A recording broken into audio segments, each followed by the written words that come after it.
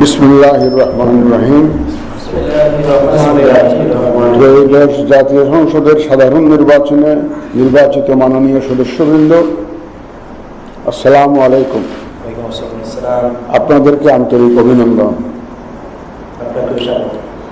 এখন আপনাদেরকে শপথ বাক্য পাঠ করানো হবে। আপনাদেরকে অনুগ্রহ করে দাঁড়িয়ে শপথ পাঠ করার জন্য অনুরোধ করছি।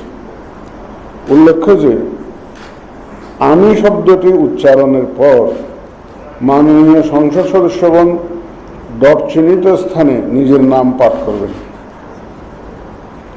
আমি সংসদ সদস্য নির্বাচিত হইয়া সশ্রদ্ধ চিত্তে শপথ বা দৃঢ়ভাবে ঘোষণা করিতেছি যে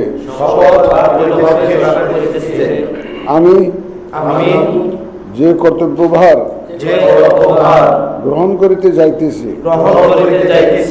তাহা আইন অনুযায়ী ও বিশ্বস্ততার সহিত পালন করিব। আমি বাংলাদেশের প্রতি অকৃত্রিম বিশ্বাস ও আনুগত্য পোষণ করিব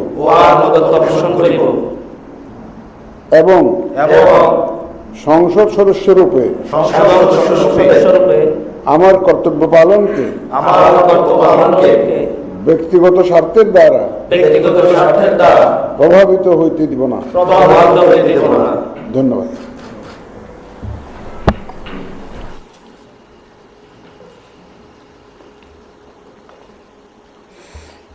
ধন্যবাদ মাননীয় প্রধান নির্বাচন কমিশনার জনাব এএমএম নাসির উদ্দিন।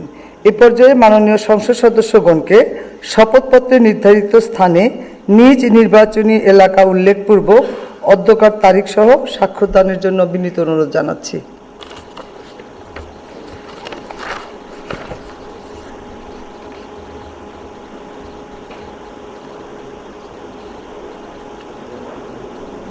আশা করছি আমাদের মাননীয় সদস্যবৃন্দের স্বাক্ষর প্রদান শেষ হয়েছে।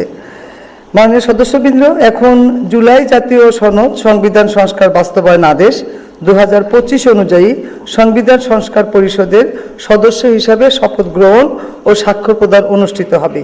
এই লক্ষ্যে আপনাদের ফোল্ডারে নীল রঙের একটি শপথপত্র সরবরাহ করা হয়েছে। আমি এখন জুলাই জাতীয় সনদ সংবিধান সংস্কার বাস্তবায়ন আদেশ 2025-এর অনুচ্ছেদ 8 এবং তফসিল 1 অনুযায়ী শপথ পাঠ পরিচালনাকারী মাননীয় প্রধান নির্বাচন কমিশনার জনাব এএমএম নাসির উদ্দিনকে সংবিধান সংস্কার পরিষদ সদস্যগণকে শপথ পাঠ পরিচালনার জন্য বিনীত অনুরোধ করছি। বিসমিল্লাহির রহমানির রহিম। মাননীয় সদস্যবৃন্দ, এখন আপনাদেরকে সংবিধান সংস্কার পরিষদ সদস্য হিসাবে শপথ বাক্য পাঠ করানো হবে। আপনাদেরকে অনুগ্রহ করে দাঁড়িয়ে শপথ পাঠ করার জন্য অনুরোধ করছি। উল্লেখ্য যে আমি শব্দটি উচ্চারণের পর মাননীয় সংবিধান সংস্কার পরিষদের সদস্যগণ ডট চিহ্নিত স্থানে নিজের নাম পাঠ করবেন। আমি সংবিধান সংস্কার পরিষদ সদস্য হিসাবে সশ্রদ্ধ চিত্তে শপথ করিতেছি যে আমি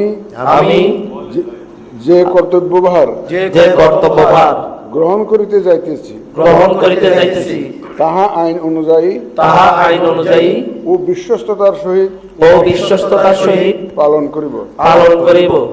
আমি বাংলাদেশের প্রতি অকৃত্রিম বিশ্বাস ও আনুগত্য পোষণ করিব এবং পরিষদ সদস্যরূপে আমার কর্তব্য পালনকে ব্যক্তিগত স্বার্থের দ্বারা প্রভাবিত হইতে দিব না। ধন্যবাদ।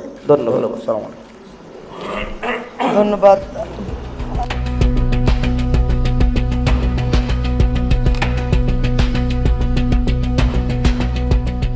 দিনাজপুর টিভি, মানুষের জীবনের কথা বলে।